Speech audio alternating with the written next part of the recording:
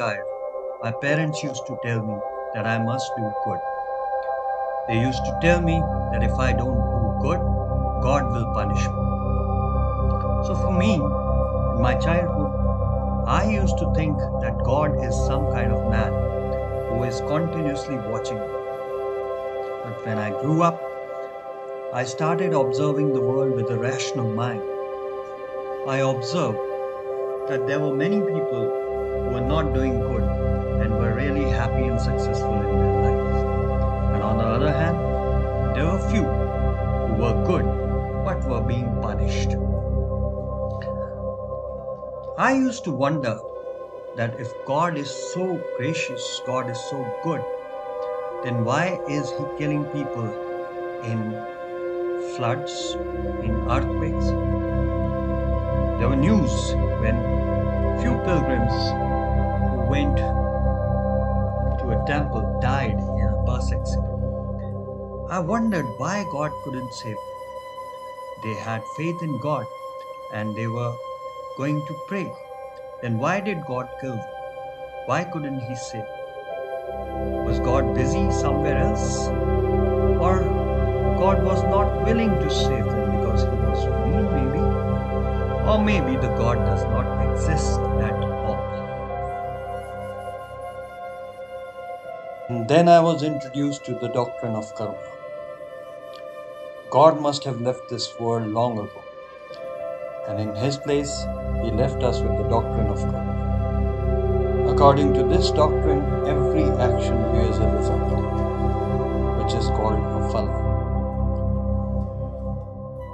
Karma writes, and then we get two types of result or phalas. One is drishta phala, and the other one is adrisht phala.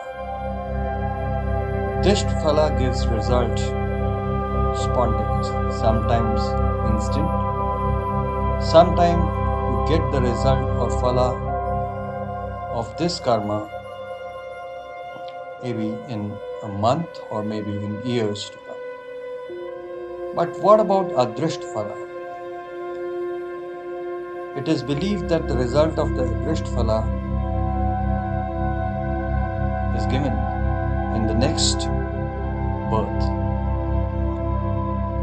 Understanding the drisht phala is easy because we know that because of our action, we write the result, we get the result spontaneously or instantly, or maybe in a month or maybe in years.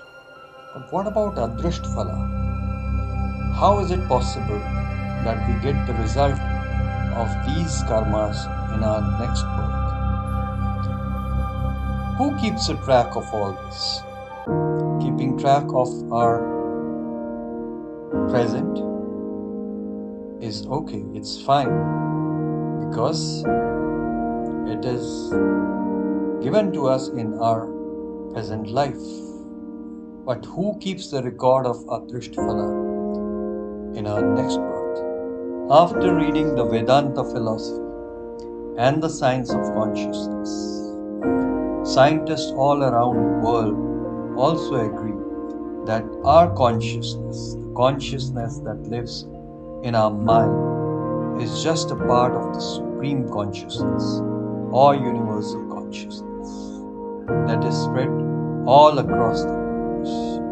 In fact, the whole universe is conscious.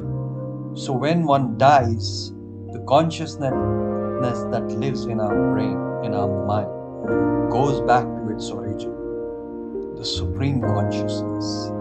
And along with it, it takes some memories of our actions that we have performed in our present life. When the same conscious gains a new body, the fruits of the adrisha phala fructify.